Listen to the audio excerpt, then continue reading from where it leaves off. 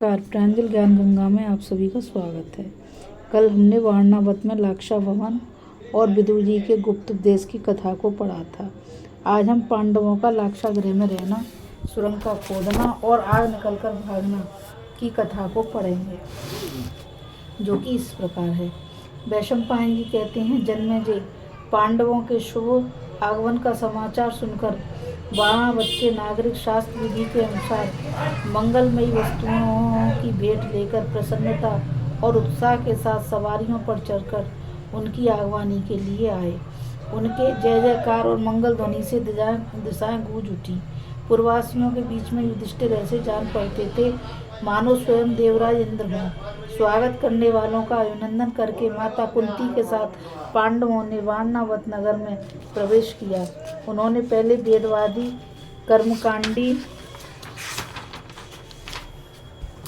ब्राह्मणों से मिलकर फिर क्रमशः नगर के अधिकारी, योद्धा, वैश्य और शूद्रों से भेंट की।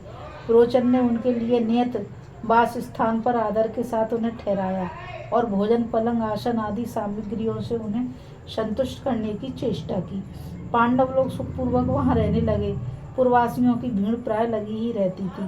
10 दिन बीत जाने पर पुरोचन ने पांडवों से उस सुंदर नाम वाले किंतु अमंगल भवन की चर्चा की। उसकी प्रेरणा से पांडव सामग्रियों के साथ जाकर वहां रहने लगे। धर्मराज युधिष्ठिर ने उस घर को चारों ओर से देखकर भीमसेन से कहा, भाई भीम, देखते हो ना, इस घर का एक एक कोना आग भड़काने वाली सामग्रियों से बना है। घी, लाख और चर्बी की मिश्रित गंध से यही प्रमाणित होता है शत्रु के कारीगरों ने बड़ी चतुराई से सन, सड़गरस, मूंज, घास, बांस आदि को घी से तर करके इसका निर्माण किया है।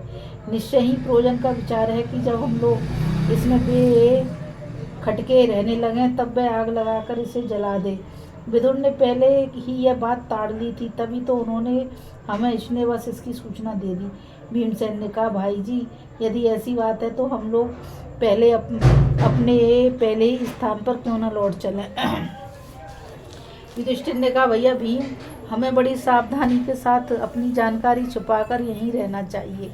हमारे चेहरे, मोहरे या रंग ढंग से किसी को शंका संदेह ना हो। हम लोग निकलने की घाट ढूंढ लें। यदि हमारी भावभंगी से पुरोचन को पता चल गया तो वह बलपूर्वक भी हमें जला सकता है। उसे लोक निंदा अथवा धर्म की परवाह नहीं। यदि हम मर ही गए तो फिर पितामह भीष्म तथा दूसरे लोग कौरवों पर किस लिए रुष्ट होंगे या उन्हें रुष्ट करेंगे। उस समय क्रोध भी तो व्यर्थ ही हो जाएगा। यदि हम डरकर यहाँ से भागे तो दुर्योधन अपने गुप्तचरों से पता लगाकर हमें मरवा डालेगा। इस तरह वह अधिकारी है, उसके पास सहायक और खजाना भी है। हमारे पास तीनों ही बातें नहीं हैं। आओ हम लोग यहाँ रहकर वन में खूब घूमे फिरें, रास्तों का पता लगा रखें। सुरक्षित सुरंग बन जाने पर हम यहाँ से भाग निकलें और किसी को कानों कान इसकी बात की खबर ना हो कि पांडव जीते जी बच गए। भीमसेन ने बड़े भाई की बात मान ली। एक सुरंग खोदने वाला विदुर का बड़ा विश्वास पात्र था।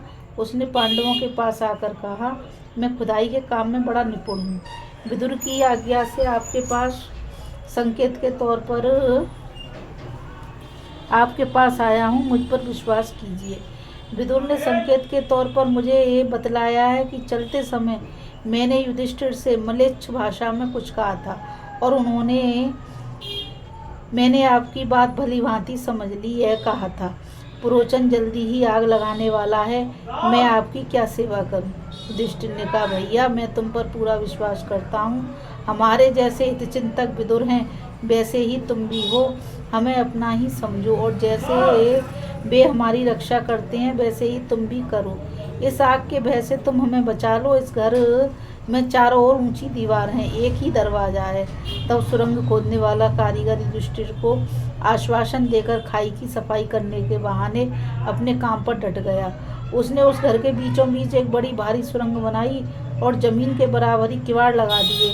पुरोचन उस महल के दरवाजे पर ही सर्वदा रहता था, कहीं वह आकर देख न ले, इसलिए सुरंग का मुंह बिल्कुल बंद रखा गया। पांडव अपने साथ शस्त्र रखकर बड़ी सावधानी से उस महल में रात बिताते थे। दिन भर शिकार खेलने के बहाने जंगलों में घूमा करते। विश्वास न होने पर भी वे ऐसी ही चेष्टा करते मानो पूरे विश्वासी हैं।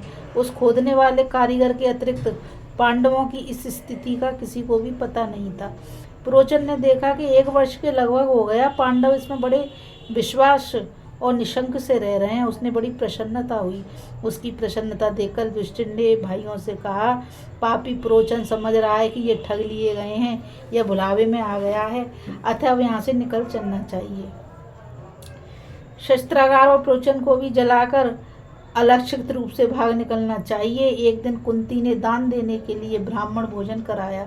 बहुत सी स्त्रियां भी आईं। जब सब खा पी कर चले गए तब संयोगवश एक भील की स्त्री अपने 5 पुत्रों के साथ वहां भोजन मांगने के लिए आई। वे सब शराब पीकर मस्त थे, इसलिए बेहोश होकर लाक्षा भवन में ही सो रहे थे। सब लोग सो चुके थे। आधी चल रही थी, भयंकर अंधकार था। भीमसेन ने उस पर पहुंचे जहां पुरोचन सो रहा था। भीमसेन ने पहले उस मकान के दरवाजे पर आग लगाई और फिर चारों तरफ आग भभका दी। बात की बात में विकराल लपटें उठने लगी। 5 भाई अपनी माता के साथ सुरंग में घुस चले। जब आग की अशय गर्मी और उत्कट उजेला चारों ओर फैल गया और इमारत के चटचटाने तथा गिरने से धाएं धाएं की ध्वनि होने लगी, तब पुरवासी जगकर वहां दौड़े आए। उस घर की भयानक दुर्दशा देखकर सब कहने लगे कि दुरात्मा दुर्योधन की प्रेरणा से पुरोचन ने यह जाल रचा होगा। हो न हो यह उसी की करतूत है। धृतराष्ट्र की स्वार्थपरता को धिक्कार है। हाय हाय, उन्होंने सीधे और सच्चे पांडवों को जलवाकर मार डाला। पुरोचन को भी अच्छा फल मिल गया। वह निर्दयी भी इसी में जलकर राख का ढेर हो गया। इस तरह वारणावत के नागरिक रोते कलपते रात भर उस महल को घेरे रहे। पांडव माता कुंती को साथ लिए सुरंग से बाहर एक वन में निकले। सब चाहते थे कि यहाँ से जल्दी भाग चलें, परंतु नींद और डर के मारे सब लाचार थे। माता कुंती के कारण फुर्ती से चलना असंभव हो रहा था। तब भीमसेन ने माता को कंधे पर और नकुल सहदेव को गोद में बिठाकर युधिष्ठिर और अर्जुन को दोनों हाथों का सहारा देकर जल्दी जल्दी ले चले। उस समय भीमसेन बड़ी तेज गति से चलकर गंगा जी के तट पर पहुंचे।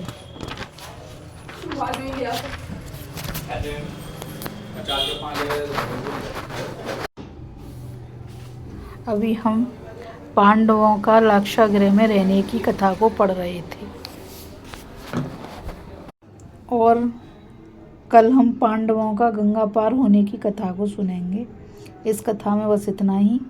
मुझ गीता रावत को आज्ञा दीजिए।